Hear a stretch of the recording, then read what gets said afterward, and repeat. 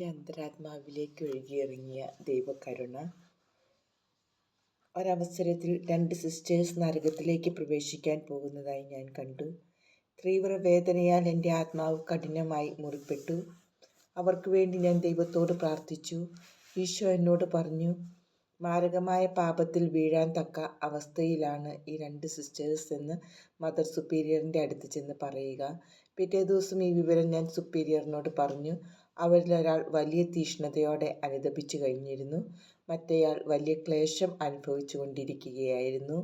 ഒരു ദിവസം ഈശോ എന്നോട് പറഞ്ഞു, ഞാൻ ഈ ഭവനത്തിൽ നിന്ന് പോകുകയാണ്. ഇവിടുത്തെ പല കാര്യങ്ങളും എനിക്കിഷ്ടമല്ല. സക്രാരിയിൽ നിന്ന് തിരുവോസ്തി പുറത്തു വന്ന് എൻ്റെ കൈകളിൽ വിശ്രമിച്ചു. അതീവ സന്തോഷത്തോടെ ഞാനത് തിരിച്ച് സക്രാരിയിൽ നിക്ഷേപിച്ചു. രണ്ടാമതും ഇത് തന്നെ ആവർത്തിച്ചു. വീണ്ടും ഞാനത് തിരിച്ചു വച്ചു.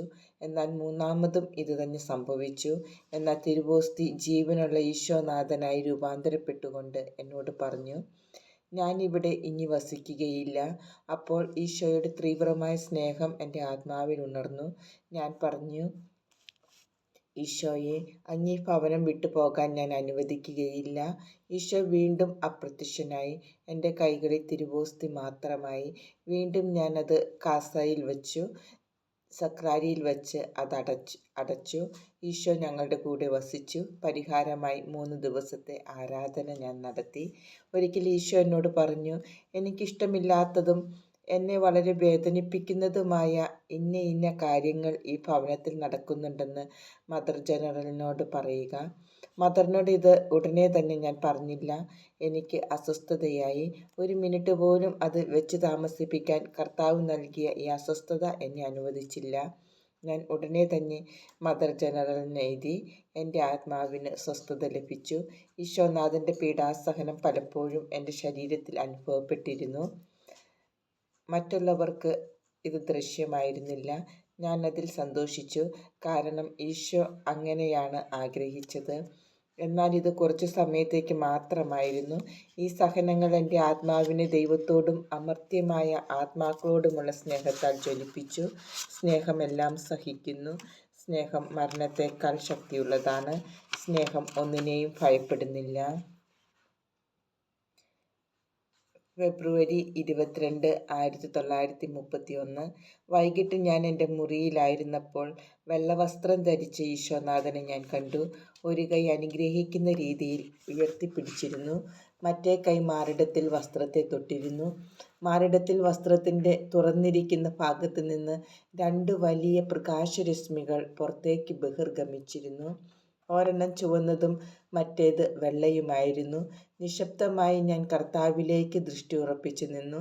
എൻ്റെ ആത്മാവ് ഭയഭക്തി ബഹുമാനങ്ങളാൽ സ്തംഭിച്ചു പോയി. എന്നാൽ ഞാൻ സന്തോഷവതിയായിരുന്നു. കുറച്ചു സമയത്തിന് ശേഷം ഈശോ എന്നോട് പറഞ്ഞു, നീ കാണുന്നത് പോലെ ഒരു ഛായാചിത്രം ഈശോയെ, അങ്ങേ ഞാൻ ശരണപ്പെടുന്നു എന്ന കയ്യൊപ്പോടെ വരയ്ക്കുക. ഈ ചിത്രം ആദ്യം നിങ്ങളുടെ ചാപ്പലിലും പിന്നീട് ലോകം മുഴുവനിലും വണങ്ങപ്പെടണമെന്ന് ഞാൻ ആഗ്രഹിക്കുന്നു. ഈ ഛായാചിത്രം വണങ്ങുന്ന ആത്മാവ് ഒരിക്കലും നശിച്ചു പോകുകയില്ലെന്ന് ഞാൻ വാഗ്ദാനം ചെയ്യുന്നു. ഈ ലോക ജീവിതത്തിലും പ്രത്യേകിച്ച് മരണസമയത്തും ആ ആത്മാവിന് അതിൻ്റെ ശത്രുക്കളുടെ മേൽ വിജയം നൽകുമെന്നുകൂടി ഞാൻ വാഗ്ദാനം ചെയ്യുന്നു. എൻ്റെ സ്വന്തം മഹത്വമായി ഞാൻ അതിനെ സംരക്ഷിക്കും. ഞാനിത് എൻ്റെ കുമ്പസാരക്കാരനോട് പറഞ്ഞപ്പോൾ അദ്ദേഹം ഇങ്ങനെ മറുപടി തന്നു, അത് നിൻ്റെ ആത്മാവിനെ സംബന്ധിച്ചുള്ളതാണ്.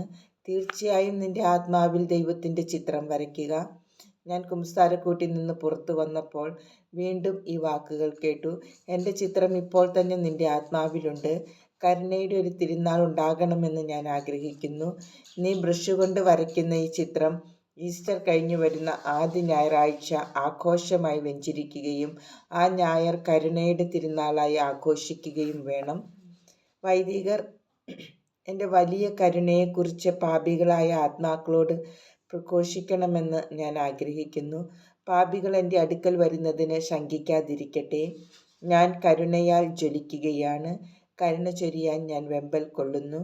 ഈ ആത്മാക്കളിലേക്ക് കരുണ ചൊരിയാൻ ഞാൻ ആഗ്രഹിക്കുന്നു. ഈശോ എന്നോട് ഇങ്ങനെ പരാതിപ്പെട്ടു: ആത്മാക്കളുടെ അവിശ്വാസം എൻ്റെ ഹൃദയത്തെ മുറിപ്പെടുത്തുന്നു. തിരഞ്ഞെടുക്കപ്പെട്ട ആത്മാവിൻ്റെ അവിശ്വാസം എന്നെ കൂടുതൽ വേദനിപ്പിക്കുന്നു. ഞാൻ അവരെ അനന്തമായി സ്നേഹിച്ചിട്ടും അവരെന്നെ വിശ്വസിക്കുന്നില്ല. എൻ്റെ മരണം പോലും അവരെ തൃപ്തരാക്കുന്നില്ല. ഇവയെല്ലാം കൃപകൾ നിരസിക്കുന്ന ആത്മാവിന് ദുരിതം. കർത്താവ് എന്നോട് ഇത് ആവശ്യപ്പെട്ടെന്ന് ഞാൻ മദർ സുപ്പീരിയറിനോട് പറഞ്ഞു.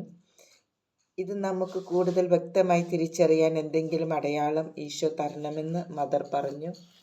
അങ്ങ് സത്യമായും എൻ്റെ ദൈവവും കർത്താവുമാണെന്നും ഈ ആവശ്യം അങ്ങയിൽ നിന്ന് വരുന്നുവെന്നതിന് തെളിവിനായി ഈശോ ഒരു അടയാളം തരണമെന്നും ഞാൻ ആവശ്യപ്പെട്ടപ്പോൾ ഈ ആന്തരിക സ്വരം കേട്ടു: ഈ ഛായാപടത്തിലൂടെ ഞാൻ വർഷിക്കുന്ന കൃപകൾ വഴി സുപ്പീരിയറിന് ഞാൻ എല്ലാം വ്യക്തമാക്കി കൊടുക്കും.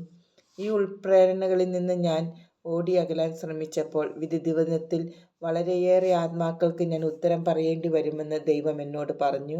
ഒരിക്കൽ ഈശോ എന്നോട് പറഞ്ഞ കാര്യങ്ങൾ മൂലവും ഈശോ ആവശ്യപ്പെട്ട ഛായാചിത്രം മൂലവും വളരെ ബുദ്ധിമുട്ടുകൾ എനിക്ക് അനുഭവപ്പെട്ടപ്പോൾ എൻ്റെ നിത്യവ്രത വാഗ്ദാനത്തിന് മുമ്പ് ഫാദർ ആൻഡ്രാഷിനെ സമീപിക്കാൻ ഞാൻ തീരുമാനിച്ചു.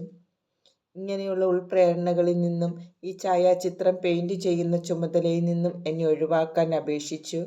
എൻ്റെ കുമ്പസാരം കേട്ട ശേഷം ഫാദർ ആൻഡ്രാഷ് ഇപ്രകാരം പറഞ്ഞു: ഞാൻ നിന്നെ ഒന്നിൽ നിന്നും ഒഴിവാക്കുകയില്ല സിസ്റ്റർ. ഈ ഉൾവിളികളിൽ നിന്നെല്ലാം പിന്തിരിയുന്നത് ശരിയല്ല.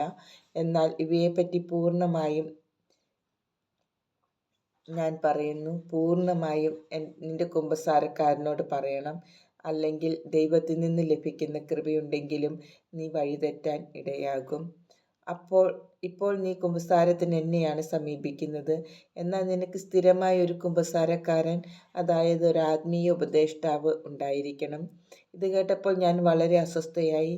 എല്ലാത്തിൽ നിന്നും എനിക്ക് വിടുതൽ ലഭിക്കുമെന്നാണ് ഞാൻ കരുതിയത്. എന്നാൽ നേരെ മറിച്ചാണ് സംഭവിച്ചത്.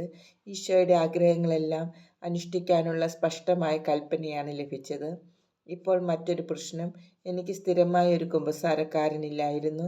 കുറേ നാളത്തേക്ക് ഞാൻ ഒരേ കുമ്പസാരക്കാരനെയാണ് സമീപിച്ചിരുന്നതെങ്കിലും അദ്ദേഹത്തോട് ഈ കൃപകളെപ്പറ്റി ഹൃദയം തുറന്ന് സംസാരിക്കാൻ എനിക്ക് കഴിഞ്ഞിരുന്നില്ല. ഇത് എനിക്ക് വലിയ വേദന ഉളവാക്കി. അതിനാൽ ഈ കൃപകളെല്ലാം വേറെ ആർക്കെങ്കിലും കൊടുക്കാൻ ഞാൻ ഈശോയോട് അപേക്ഷിച്ചു. എന്തെന്നാൽ ഇവ എങ്ങനെ ഉപയോഗിക്കണമെന്ന് എനിക്കറിയായികയാൽ ഞാൻ അവ പാഴാക്കി കളയുന്നു എന്നെനിക്ക് തോന്നി. ഈശോയെ, എൻ്റെ മേൽ കരുണയായിരിക്കണമേ. ഇത്ര വലിയ കാര്യങ്ങൾ എന്നെ ഏൽപ്പിക്കരുതേ. ഞാൻ കേവലം ഒരു പൂഴിയും ഒന്നിനും കൊള്ളാത്തവളുമാണെന്ന് നീ അറിയുന്നല്ലോ.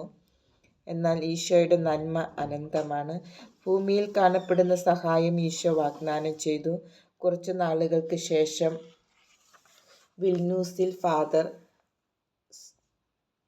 സോപ്ച്കോയിലൂടെ അത് എനിക്ക് ലഭിച്ചു. വിൽനൂസിൽ വരുന്നതിന് മുമ്പ് തന്നെ ഒരു ദർശനത്തിലൂടെ ഞാൻ അദ്ദേഹത്തെ അറിഞ്ഞിരുന്നു. ഒരു ദിവസം ദർശനത്തിൽ ഞങ്ങളുടെ ചാപ്പലിൽ അൾത്താരയുടെയും കുംസാരക്കൂടിൻ്റെയും മധ്യേ ഞാൻ അദ്ദേഹത്തെ കണ്ടു. ഉടനെ എൻ്റെ ആത്മാവിൽ ഒരു സ്വരം കേട്ടു: ഭൂമിയിൽ നിനക്ക് ലഭിക്കാൻ പോകുന്ന കാണപ്പെടുന്ന സഹായം ഇതാണ്.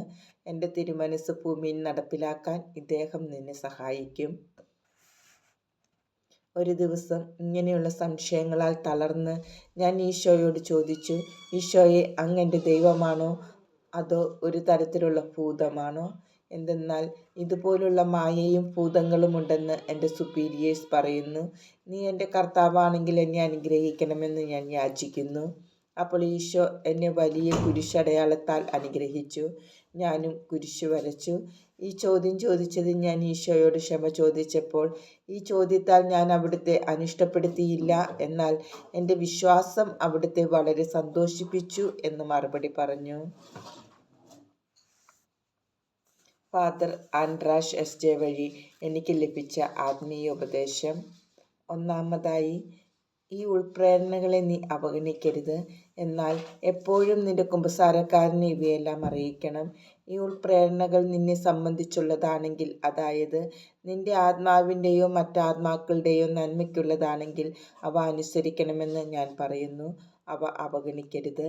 എന്നാൽ ഇതെല്ലാം ചെയ്യുന്നത് നിന്റെ കുമ്പസാരക്കാരൻ്റെ ഉപദേശത്തോടു കൂടിയായിരിക്കണം.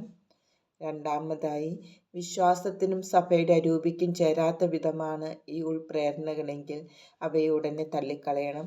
എന്തെന്നാൽ അവ ദുഷ്ടാരൂപിയിൽ നിന്ന് വരുന്നതാണ്. മൂന്നാമതായി, ഈ ഉൾപ്രേരണകൾ പൊതുവായി ആത്മാക്കളെ സംബന്ധിച്ചതോ അവരുടെ രക്ഷയെ സംബന്ധിച്ചതോ അല്ലെങ്കിൽ അവയെ കാര്യമായി പരിഗണിക്കേണ്ടതില്ല. അവയെ അവഗണിക്കുന്നതാണ് ഉചിതം. നീ ഒരിക്കലും തനിയെ നയിക്കപ്പെടുവാൻ ഇടയാകരുത്. ദൈവകൃപകളുണ്ടെങ്കിലും വഴിതെറ്റാനിടയുണ്ട്. എളിമ എളിമ എപ്പോഴും എളിമ. നമുക്ക് തനിയെ ഒന്നും ചെയ്യാൻ സാധ്യമല്ല. എല്ലാം പൂർണ്ണമായും ദൈവകൃപയിലൂടെ മാത്രമാണ് സാധ്യമാകുന്നത്.